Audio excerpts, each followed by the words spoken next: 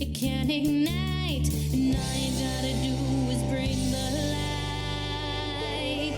Cause a new light shine, cause a new light shine. Time to get on up, see tradition. Shalom, everyone. Welcome to the Light Lab podcast. Eliana Light here. And if you're listening to this when it has first come out, then a happy Cheshvan to you. Chodesh Tov, wishing you a good new month ahead. Yes, Rosh Chodesh Cheshvan has just happened. Many call it Mar Cheshvan because there aren't any holidays in the month of Cheshvan. However, maybe Cheshvan is not so mar, so bitter after all. First of all, Shabbat is still happening. That's good. We love that. Second of all, this span of Chagim, of holidays, has been meaningful and beautiful, at least to me, and it's nice to be able to get back into a rhythm. How can we bring the joy and intentionality of the Chagim, of the holidays, into our everyday life? That's my blessing for you this Cheshvan. I'm really excited to bring you an interview that we did a couple of months ago before the Chagim with the amazing Rabbi Minna Bromberg, PhD, who is the founder and president of Fat Torah. And if me saying the word fat that way causes you to, perk up your ears or maybe feel something in your body, I invite you to sit with that and continue. Because as you'll hear in the episode, what Rabbi Minna Bromberg has done with Fat Torah has been incredibly liberating and really meaningful for me in particular as a fat Jewish woman, and for hundreds of other fat Jewish people and allies in particular through the Facebook group of Fat Torah and the Instagram presence. And I've been in sessions, teachings where Rabbi Minna has spoken on these topics, and it's been incredibly profound. Rabbi Minna Bromberg is passionate about bringing over 3 decades of experience in fat activism, writing and teaching and change-making at the nexus of Judaism and body liberation. She's working on a book that will be coming out soon called Every Body Beloved, A Call for Fat Liberation in Jewish Life. And you'll get to hear her journey, part of this journey, as it intertwines with her Jewish and spiritual journeys in our interviews. She received her doctorate in sociology from Northwestern University in 2005 and was ordained at Hebrew College in 2010. Since becoming a rabbi, Rabbi Minna Bromberg has led a 250-family conservative congregation in Reading, Pennsylvania, released her 5th album of original music because, yes, she is also a songwriter, a singer, and a vocal coach, bringing her spirituality and body liberation to vocal work, which is incredible. And she's also run the Year in Israel program for Hebrew College rabbinical students. When she's not working on Fat Torah, she's a voice teacher, a vocal coach, working with prayer leaders, which we love. And she lives in Jerusalem with her husband, Rabbi Alan Abrams, and their 2 children. We're going to link to the Fat Torah website and social media in our show notes. I invite you to go and visit and to continue listening to this episode, especially and even if you are feeling a little bit uncomfortable with the way that we are using the word fat. And if this is something that you want to talk to Rabbi Bromberg about in a loving, respectful way, message her on socials. And if you'd like to talk to me, you can do the same. You can also email me at eliana@lightlab.co. And with that, I'm so grateful to share my conversation with Rabbi Minna Bromberg, PhD. Shine, keep burning bright. Shine, shine, shine, shine, shine a new light. Shine, shine, shine. Hi, Minna. Thank you so much for joining us today. Hi, Eliana. I am just so delighted to be here. So grateful that you came in all the way from the Holy Land in which you reside.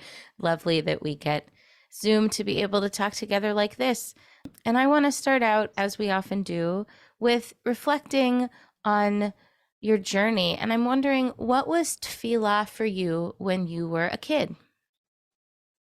So I was just talking to someone the other day about my experience of tefillah as a kid at Jewish summer camp. And I was completely in love with having tefillah every morning. I went to Tel Yehuda for 2 years. That was my Jewish summer camp. camper career. But I came there from a town where my brothers and I were the only Jews in our school district. So it was really quite a shock to the system to arrive in a place where there were hundreds and hundreds of people who were all Jewish or nearly all Jewish. And I would say that the keva, like the fixed quality of the morning of the shacharit, the morning prayers that we did at Tel Yehuda at the time, were just so immediately comforting and soothing, almost in a way, to sort of have that as a way to start my day. And I had come. There is a synagogue in the town where I grew up, and we went whenever it was open, which was not year round at the time.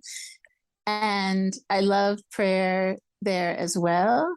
And I think, for me, the idea that you could do this every day was sort of wonderfully mind-blowing and lovely. And also because of the way that little kids just soak up liturgy, it was, it then meant that, years and years of being relatively unaffiliated later, I still had that shacharit liturgy in me in ways that were really kind of amazing to me as something to sort of hold on to.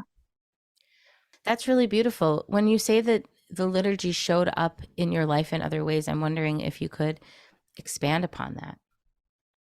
Some of it, I think, was just about the skills of then being able to go into a synagogue with a similar way of praying and still know all the words to Ashrei 25 years later, only because I had learned it as whatever, a 10-year-old, and it was still with me. But I think that often when I think particularly about song and liturgy, that the way that both songs that I sometimes say that part of my beginnings as a songwriter were around wanting something that I could carry with me and almost sort of wanting a tape that I could play in my head. And so I think there's something about the way that in an almost physical way, the body and mind carry song with us. And, that we see this even when people are dealing with dementia or aphasia or other things that really interrupt our ability either to remember or to make speech, the ways that song can sometimes still be something that's able to be transmitted is just an amazing, amazing thing. So I would say mostly in that way that the liturgy stuck with me.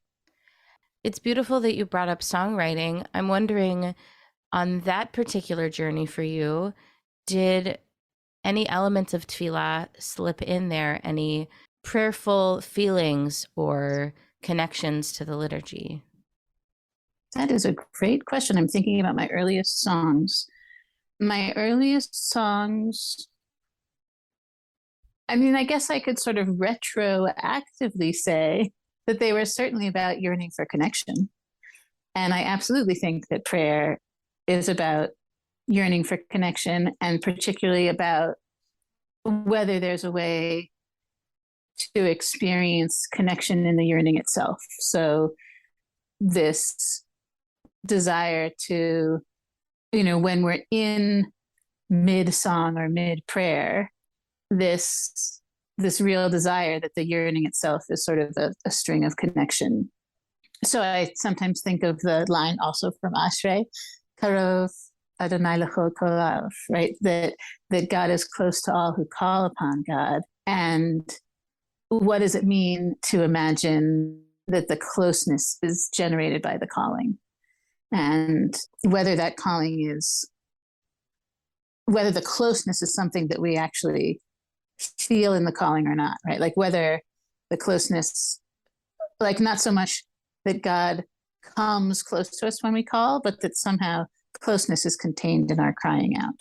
So they sound, when I think about my early songs, they mostly sound like the songs of a single person who didn't want to be single.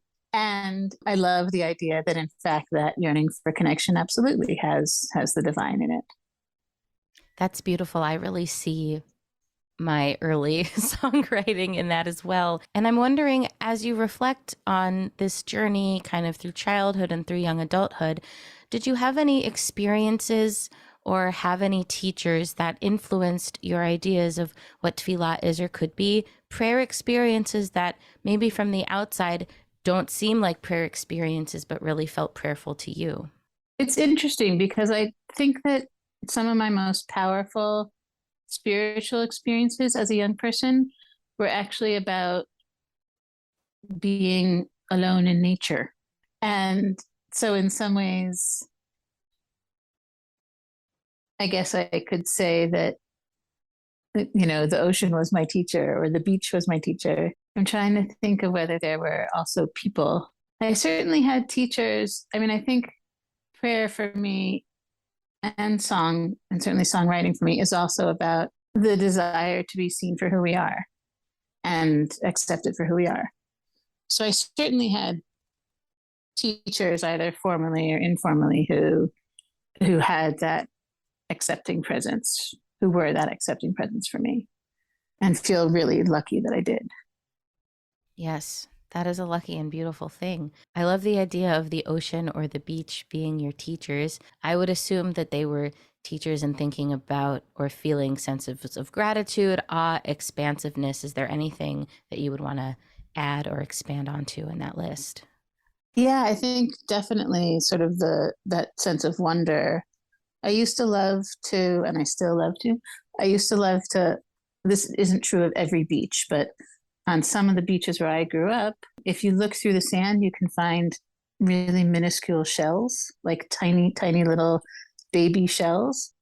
And so I used to love to just like lie on the sand and look through the sand for shells, for these tiny, teensy little shells. And then I would have a collection of these tiny shells. So I think just that process of sort of being with my own sense of wonder, that there was I grew up definitely feeling quite marginalized and quite different than my peers, and not particularly appreciated by my peers. And so I think that there was something about connecting with nature that also just felt like it was, again, a place of acceptance.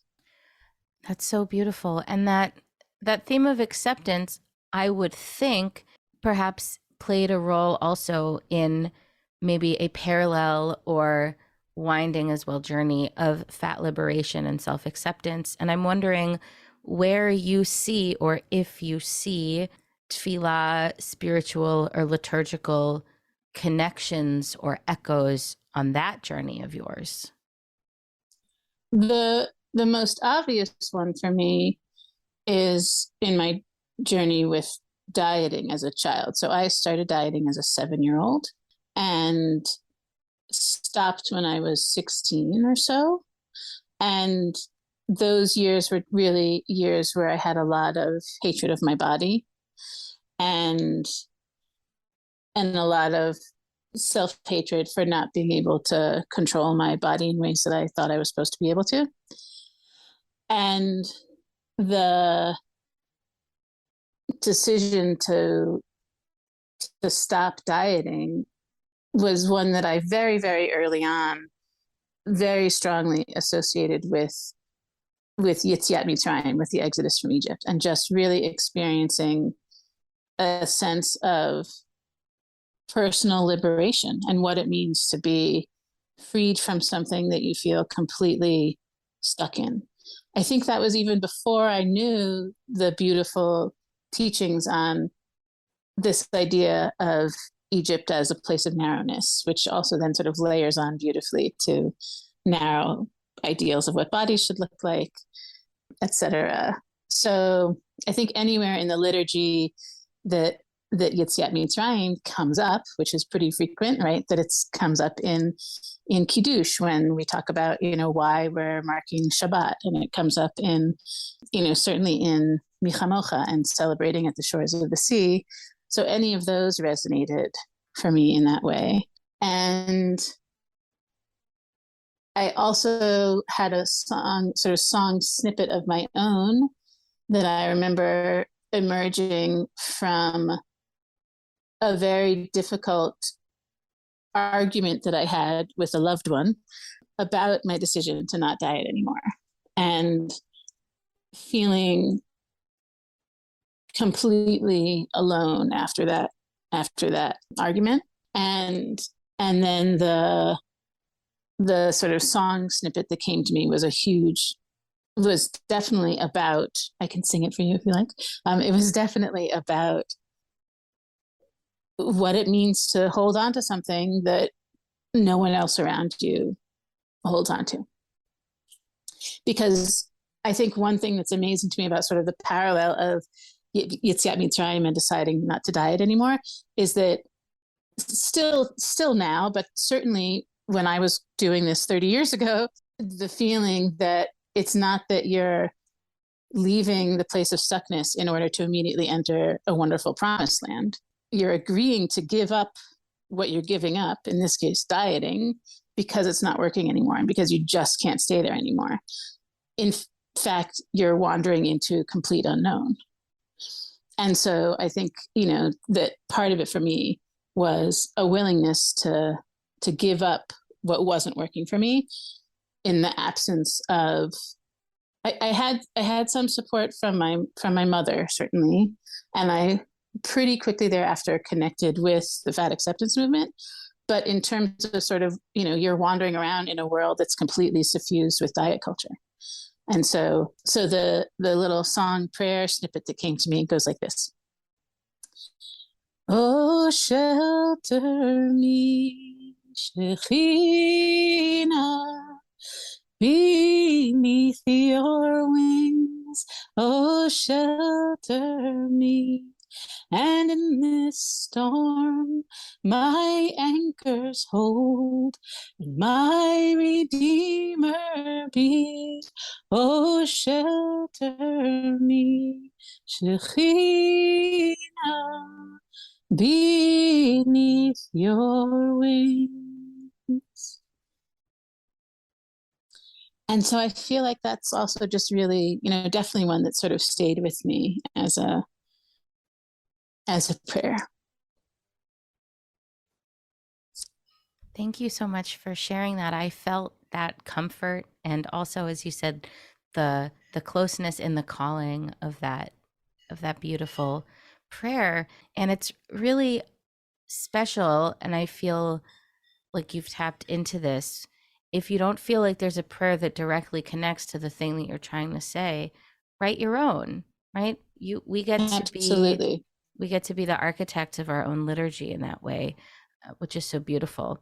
I also, of course, can't help but reflect on my own body acceptance journey. Making the decision to stop dieting at 16 seems incredibly radical and incredible to me, because I didn't come to that until I was 30 years old. I dieted on and off from also probably around age 8.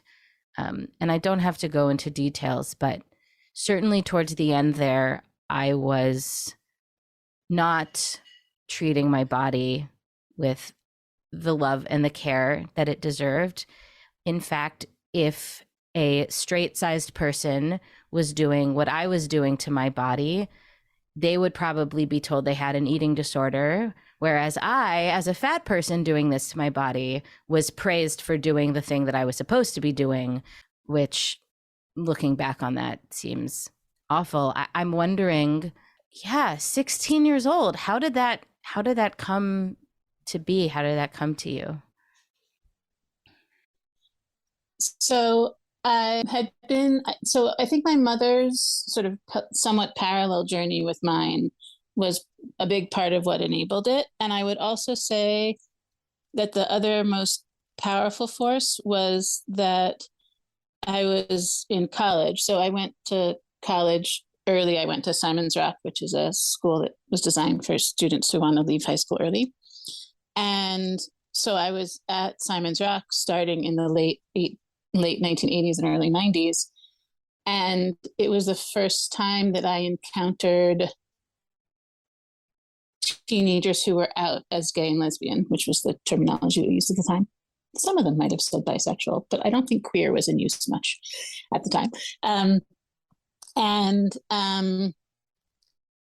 and I think there was something that was also particularly powerful. So like that, for me, the model of, I think, especially gay men in the age of the AIDS epidemic, when it was absolutely an epidemic and when there was no good treatment for it whatsoever, where I think for any of us coming of age, certainly around sexuality, there was this sense of sexuality as deadly.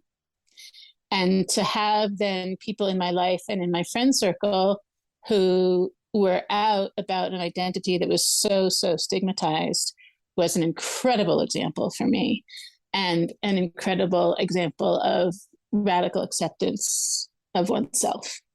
So I think that was hugely inspiring. And then I think the piece that my mom and our parallel journeys really provided was sort of this journey through a couple of different approaches to eating and relationship with the body that purported to be not diets.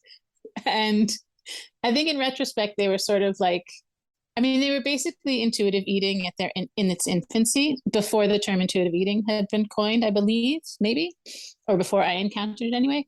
But intuitive eating, and also the folks that I was hanging out with who had written a book called Overcoming Overeating, they still had weight loss as a value. So there was still in those, and the folks who did intuitive eating have, by the way, done some amazing sort of work on themselves and on their book to really make it much more body liberatory than it was when it was first published, because the hope was that if you were eating intuitively, then you would also, by the way, lose weight. So it still had that element in it, but it was at least a sense that we ought to approach our bodies with a sense of love and respect and not hatred.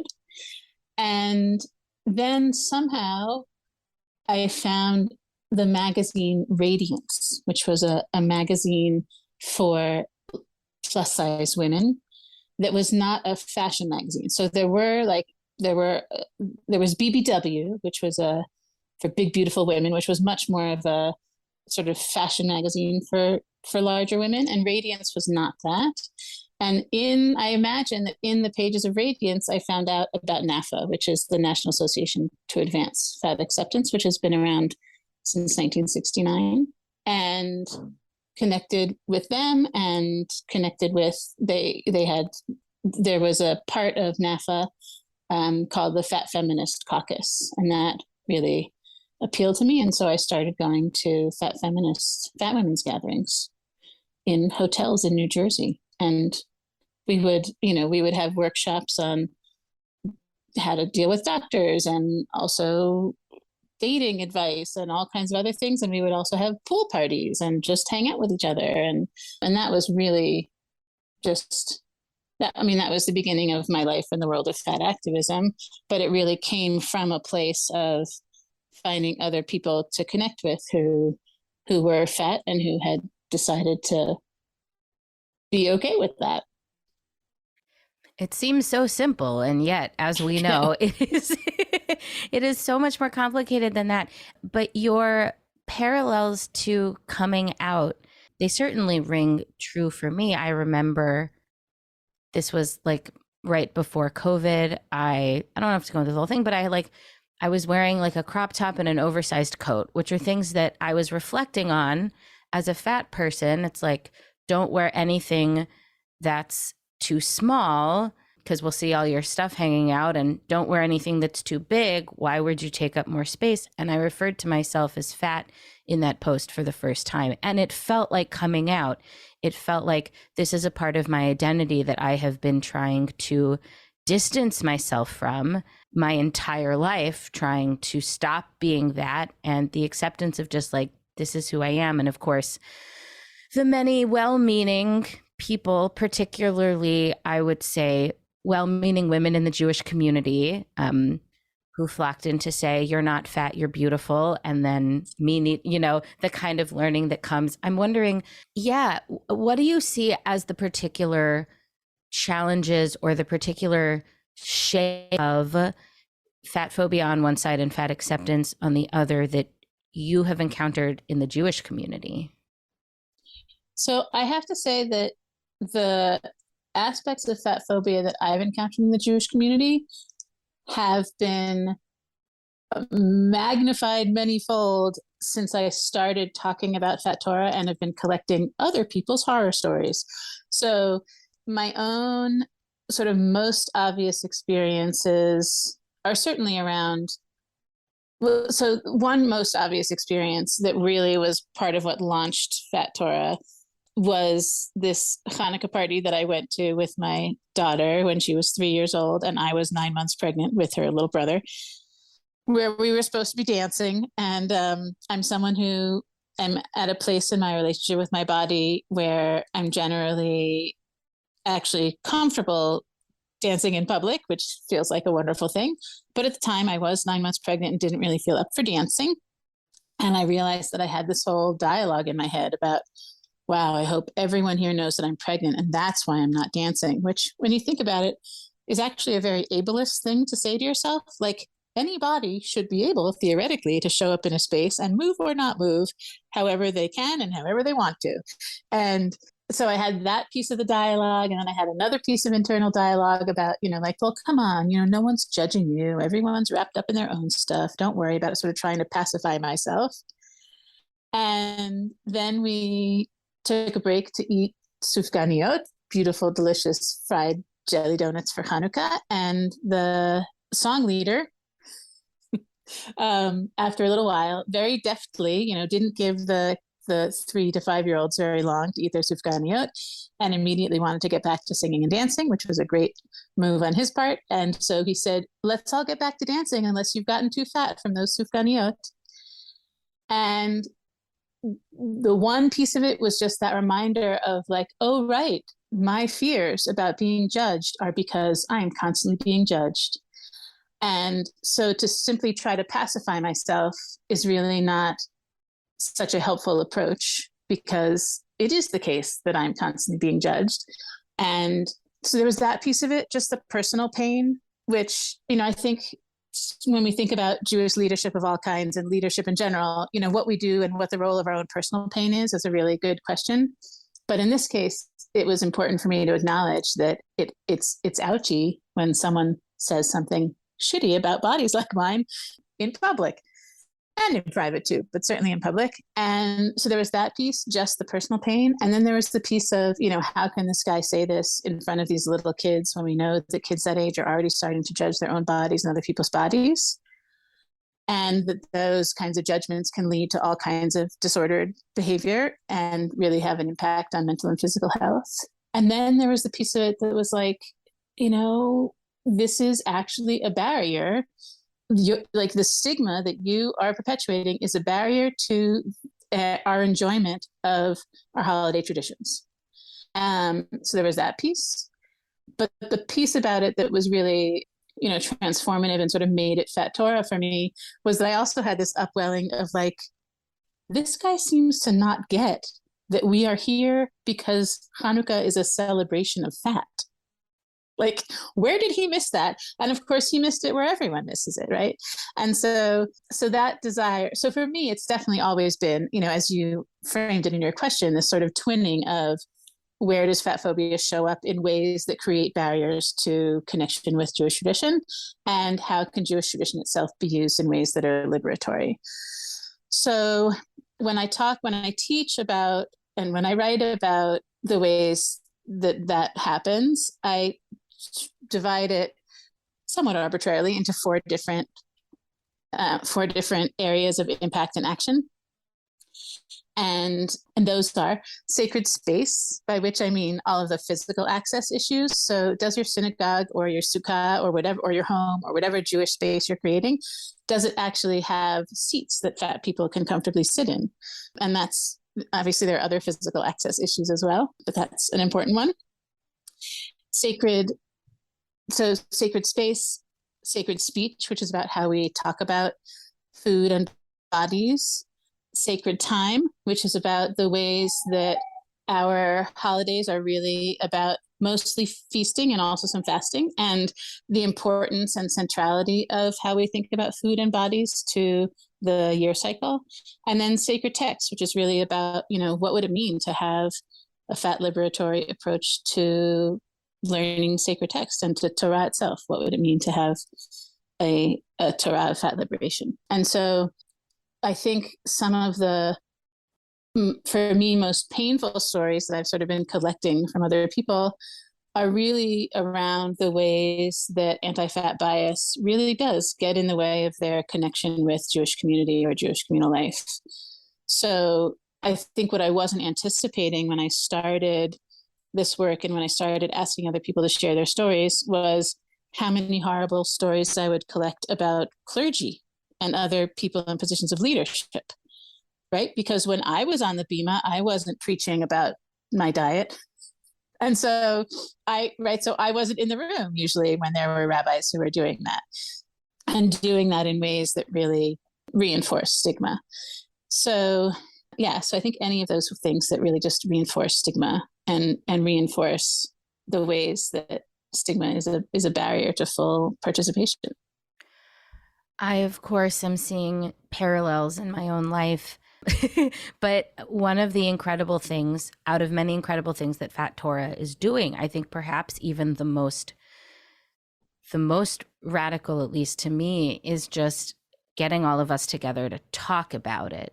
Because I think, or so I've read, one of the hallmarks of having a fat movement is that it's a marginalized identity that we have been conditioned to reject, which means that we're not going to come together around it if we're trying to reject it. And so accepting yourself as part of the group is the first step, and hearing different people's stories and recognizing that we aren't alone. I'm also, for the first time, hearing you speak, making a connection, and I'd love to hear if this is something that you've conceived of, thinking about particularly the older Jewish women in my life who are or have been constantly talking about dieting and make comments on my body and each other's bodies, which again, because diet culture is the water we all swim in, I don't necessarily see it from a place of malice, but I'm thinking about what it meant for our ancestors, at least my ancestors, to come to America, and that part of a rejection of Eastern European Jewish culture, the kind of Protestantization of American Jewry, part of that was bringing on a Protestant ethic around food and enjoyment and supposed gluttony. And part of it was about taking up less space. I think about Alan Sherman, who is one of one of my faves, musician, who kind of parodied this idea by having a full orchestra and a gorgeous choir and coming out and being loud and very Jewish and in your face in a way that in the 1960s people were trying to squash. And I've thought about this on like a Jewish humor level and on a synagogue level. I don't think I've ever thought about it on a body level. Zaftig wasn't something to be afraid of or scared of. Zaftig, kind of a Yiddish word for plump, I guess one might say, until we came here. I don't know, that is hitting me, I think, particularly hard. Yeah, this morning. So absolutely. So, and the piece that I would add to it, my mom and I actually wrote an article for the Fat Studies journal. So Fat Studies, which is an academic journal, had a special issue on Jewishness and Judaism. And my mom and I wrote an article that was exactly about what you're talking about sort of tracing our Ashkenazi families 4 generations from my great grandmother, for whom I'm named, who was herself an immigrant, through my grandmother, who was, first generation American, and my mother and me, and looking exactly at the ways that becoming American, and particularly becoming white Americans, was this process of also embracing white body ideals and white supremacist body ideals. And so some of the work that's helped my understanding of this, there's a sociologist named Sabrina Strings who wrote a book a couple of years ago called Fearing the Black Body, where she's really looking at the roots of fat phobia in anti-Black racism. And she does also, though, in that book, talk about anti-immigrant bias and looks at the ways that immigrants were and are seen as sort of out of control, right? This sort of sense of immigrant bodies is out of control. The other person who talks about that in her work is a wonderful scholar and friend named Amy Farrell, who wrote a book, I think in 2009, called Fat Shame. And there too, she talks about sort of the ways that fatness was associated with immigrants and folks who weren't white, and that there was sort of this white body ideal, particularly for women, but not only, of thinness that develops in the late 19th and early 20th centuries. And so I think absolutely that as Ashkenazi Jews were sort of in this real kind of project of becoming white Americans, that part of that was absolutely about embracing diet culture. And I think, it's powerful for me also to think about, the ways that voice and body interact, certainly in that, right? That, as you were saying, sort of being loud is also a way of taking up space. We'll definitely link to that article if it's available, as well as the other books you've mentioned, as well as many other resources for our listeners to do more learning with Fat Torah and get involved. Something that I was also reflecting on was that for a long time, I've imagined there's a Polish woman in my DNA. There's like an ancestor. And I used to look upon that and kind of be angry, and like the things that you did with your body, they have passed down to me. That's why I have all of these quote unquote problems when I saw them as that. And I think part of my own fat acceptance has been acceptance and love and compassion towards the Polish woman in my DNA, and thinking there were times in your life where you were starved, where you were kept from getting the nourishment you need. And what a slap in the face it would be to think that your ancestor is purposefully starving themselves. All my body wants to do is survive, right? All my body wants to do is keep me alive, and I am punishing it for keeping me alive. I have found that kind of ancestor acceptance and love has been a really big piece of it.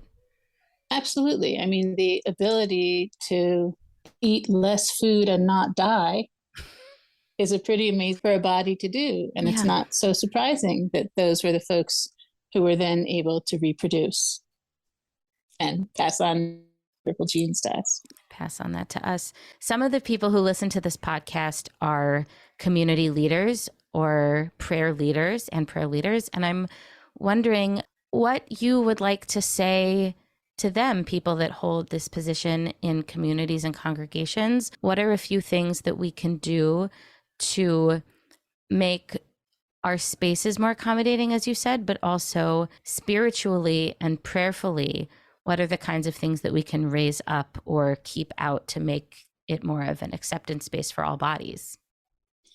I think the word acceptance is so beautiful because, and I think it gets a little bit denigrated as like a low bar, don't want to do more than just accept yourself. But I think that when I think about acceptance as the willingness to be with what is, that is an incredibly powerful spiritual practice. And I think, in fact, is at the basis of the rest of my spiritual practice and sort of what I come back to, right? Am I willing to be with this moment? And so it's fascinating to me that I'm stuck on Ashrei today, right? But just like that opening line of Ashrei Yoshvei Veitecha, right? What does it mean to think of dwelling in God's, first of all, to think of dwelling in God's house as dwelling in the body, and to say that those who dwell in your house will have the sense of happiness and will be able to Od Yehalelucha Selah, right? That Od Yehalelucha comes from that continuing to be able to pray, to offer praise, comes from the willingness to be with what is. And so when I think about, what I would offer to prayer leaders, I think about it first in terms of this is the voice teacher in me coming out, right? That it starts with, am I able to stand in this space with my feet on the ground? And, or with my butt in the seat, or whatever it is that's grounding me in the world as it is, right? That the prayer leader is the connector between the world as it is and infinite possibility. And when I do this work in voice work, we really do it as a posture thing, right? That your feet are grounded, that your feet on the ground represent your willingness to be with the world as it is, and the lifting of the crown of the head represents the openness to infinite possibility. And that the human being, and in this case the prayer leader, is the person who's willing to stand on that, in that axis and in that space of being a connector between what is and what could be. And so I think it comes first with, what does it mean when I'm a prayer leader to be willing to be there in acceptance of my own body as it is today? And I think that really does come across, right? That you can see congregations or groups of campers or whoever get kind of nervous when the person who's leading doesn't seem comfortable in their own skin. And so some of it is, a lot of it, right, comes back to that practice of, what does it mean to be willing to be with what is right now, and to be offering prayer from that place. And so I think that can then kind of ripple out, right? That means that physically I'm trying to do my best to be in the moment and be with the body and the breath as it is, and to be with the voice as it is, and to be with, whatever the tuning is as it is. Obviously there are times for fixing as well, but right, to be with what is. And then verbally, that includes things like not denigrating my own body, not making excuses or apologies for my own body or my own voice or my own leadership, even if it arises in my head, right? To allow it to arise in my head and pass, right? Self-criticism, whatever, and to let it pass, but to not verbalize it, and to really let the mouth be a gateway that I'm able to use to decide what I want to share with the people who I'm leading and what I want to decide not to share. So often when people ask me, what's the one thing you would say that communities should do to be more welcoming? And I usually say that what I highly recommend is that they stop complimenting weight loss, which of course is a very, very simple and not very easy thing to do, right? It's part of our way of connecting with one another to notice and comment on someone else's weight loss. And it is so completely toxic, right? Because it lets, first of all, we're commenting on something when we don't know why that person has lost weight or how that person has lost weight. So we don't know if what we're actually complimenting is an eating disorder. We don't know if what we're complimenting is, God forbid, side effects of some horrible disease or treatment for a horrible disease. We don't know if what we're complimenting is actually grief and the ways that for some people grief manifests in weight loss. And so when we compliment weight loss, instead of actually making a connection and making a genuine inquiry into what's happening for this person with their body, which would be, a much more intimate thing to do, right? We're just sort of laying on them this supposed compliment. And we're letting them know that we think they're better than they were before. And we're also, because we're often speaking in these sort of public communal spaces, we're also letting everyone else in earshot know that we value thinness more than fatness. And so wherever everyone else in earshot is with their relationship with their body, we're sending them a very clear message that we think it would be really better if they had a different body. So, and I bring that up partly because, again, it's that, I think often we think of well, what can we add? And this is no, what can we refrain from? What can we just stop doing? It's pretty challenging, but I think a good challenge. It is. It's the kind of things that a lot of people do automatically, right? To kind of make those connections.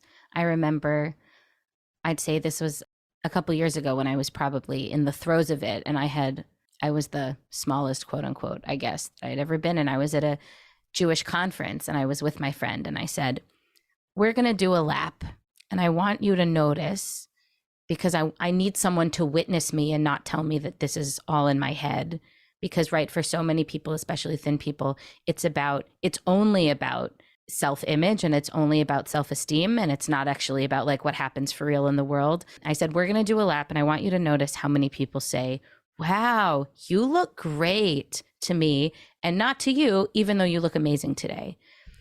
And it was almost everybody. It was mostly women. It was one man who I didn't know very well who said, I know I'm probably not supposed to comment on your body, but, and I was like, nope, stop there. You can't. Right. Part A was actually correct there. Right. You were right. And it was really powerful, I think, to have someone there to witness. And one of the things that Fat Torah has allowed us to do is to witness each other. So you gave some beautiful advice for prayer leaders. And I'm wondering to end with a prayer, a practice, something that we can do along with you.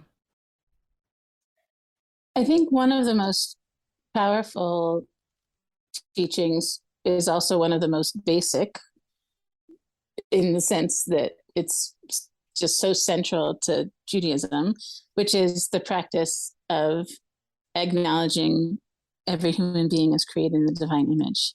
And so when we look at the roots of that in our textual tradition, certainly we have, the language itself of human beings being created in the divine image in Bereshit, in Genesis itself.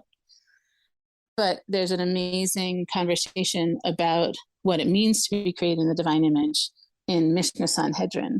And that's where we get the wonderful midrash, the wonderful interpretive teaching that imagines God as stamping out coins in God's image. And the metaphor there that's used, the comparison there, is that what's so amazing about God is that when a human king stamps out coins in his own image, they all look the same. And when God creates us in God's own image, we all look different. And so right there in Mishnah, right there in this 1800-year-old text, we have the sense that being created in the divine image means that we look different from one another. I think we tend to think about being created in the divine image as some sort of non-corporeal soul kind of thing. And certainly that's not a distinction that our tradition makes. That actually the diversity of human form is a marker of God's greatness. And so I think having in mind just that sense of, I was created in the divine image. I exist in the image of the divine. My body is a reflection of divinity in the world, is an amazing thing to be able to come back to, even when, and maybe especially when, it completely contradicts what we're actually feeling about ourselves in the moment. So I think that place of bringing truths that we deeply believe up against our emotions or our experiences of the moment is really where a lot of amazing spiritual work can happen. So some people talk about body neutrality and weight neutrality, which is a lot of things, but one thing it is to sort of, take a self-judgment that arises. So the way I learned it was, to take a self-judgment that arises and then to follow it up with a completely neutral statement, right? So I hate my whatever, and then sort of countering that with, and the sky is blue, right? Which is a neutrality approach, right? Like, my whatever part of my body is X, and then to counter it with, the sky is blue, right? Which is sort of a neutralizing. But I think there's something, for me, even more powerful about saying, these thighs or these blood tests or these whatever that I'm finding so hard to accept are part of what it means to be created in the divine image. So my favorite example of this, that just for my own life, which was actually not necessarily so much about being in a fat body, but I was running late to a class. And the problem was that I was the teacher on a university campus. And I was feeling really, really, really horribly judgmental of myself in this rush to get to this classroom. And I had this sudden flash on, This is the image of God running late.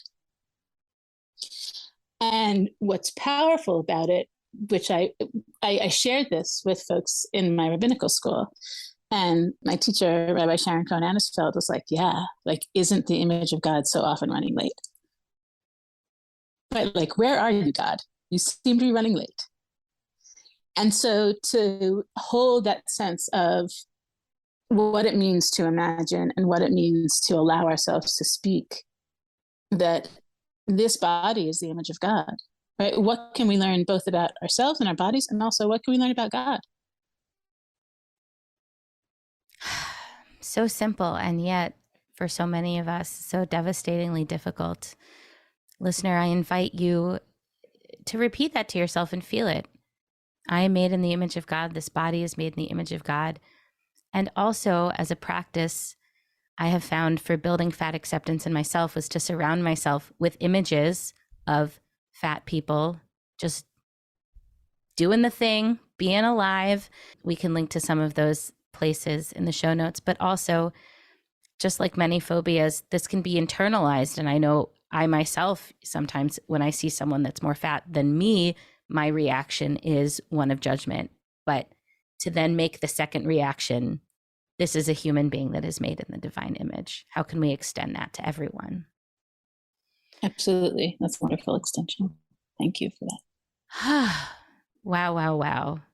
I'm so grateful that we were able to have this conversation today. And I really hope that our listeners will check out more of your work, more of Fat Torah, join the Facebook group, which is for fat folks and allies, of which we need many. Anything else as we wind down that you would like to leave us with? Just to reiterate something that you said, which is how important it is to connect with one another. And that really that, I talked about willingness to be with ourselves, but absolutely, what it means to also find ways to be together. That when you have, if we think about it from sort of a community organizing standpoint, it is hard to get a movement going when no one wants identity that you're organizing the movement around. But that this can really be, and for me, absolutely one of the biggest, perhaps the single biggest joy of starting Fat Torah has been being able to create a space where people can be together and not feel as alone and not feel isolated and not feel like the problem is them. Grateful for you for creating that space, and so grateful. Thank you so much for joining us on the podcast today. Thank you so much for having me. It's been a delight. And I really welcome anyone who has further questions or anything to just be in touch. And thank you so much for listening. Our editing is done by Christy Dodge. Thank you, Christy. Our show notes are done by Yafa Englander. Thank you, Yafa. Our theme music is A New Light by me, Eliana Light. And find us on socials at thelight.lab. You can email me at eliana@lightlab.co. Emails about the podcast can go to podcast@lightlab.co. And we can't wait to be with you again soon.